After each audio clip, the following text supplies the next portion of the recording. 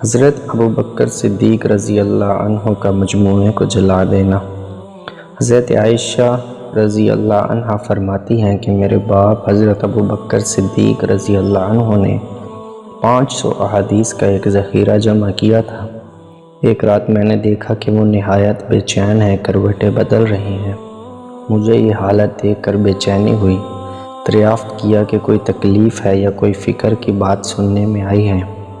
عرض تمام رات اس بے چینی میں گزری اور صبح کو فرمایا کہ وہ احادیث جو میں نے تیرے پاس رکھوا رکھی ہیں اٹھا لا۔ میں لے آئی، آپ نے ان کو جلا دیا۔ میں نے پوچھا کہ کیوں جلا دیا؟ ارشاد فرمایا کہ مجھے اندیشہ ہوا کہ کہیں ایسا نہ ہو کہ میں مر جاؤں اور یہ میرے پاس ہوں۔ ان میں دوسروں کی سنی ہوئی روایات بھی ہیں کہ میں نے معتبر سمجھا ہو اور واقع میں وہ معتبر نہ ہوں، اور اس کی روایت میں کوئی گڑبڑ ہو جس کا وبال مجھ پر ہو۔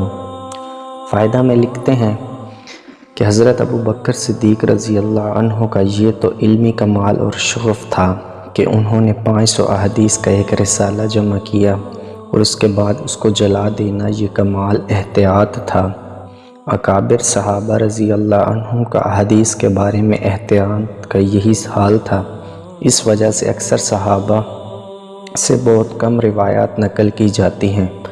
ہم لوگوں کو اس واقعے سے سبق لینے کی ضرورت ہے جو ممبروں پر بیٹھ کر بے دھڑک احادیث نقل کر دیتے ہیں، حالانکہ حضرت ابو بکر صدیق رضی اللہ عنہ ہر وقت کے حاضر باش، سفر و حضر کے ساتھی، ہجرت کے رفیق۔ صحابہ رضی اللہ عنہ کہتے ہیں کہ ہم میں بڑے عالم حضرت ابو بکر صدیق رضی اللہ عنہ تھے۔ حضرت عمر رضی اللہ عنہ فرماتے ہیں کہ حضور صلی اللہ علیہ وسلم کے وصال کے بعد جب بیعت کا قصہ ہوا اور حضرت ابو بکر صدیق رضی اللہ عنہ نے تقریر فرمائی تو کوئی آیت اور کوئی حدیث ایسی نہیں چھوڑی جس میں انصار کی فضیلت آئی ہو اور حضرت ابو بکر رضی اللہ عنہ نے اپنی تقریر میں نافرمانی ہو۔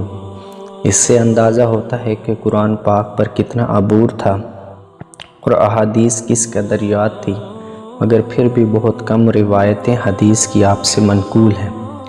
یہی راز ہے کہ حضرت امام اعظم رحمۃ اللہ علیہ سے بھی احادیث کی روایات بہت کم نقل کی گئی ہیں۔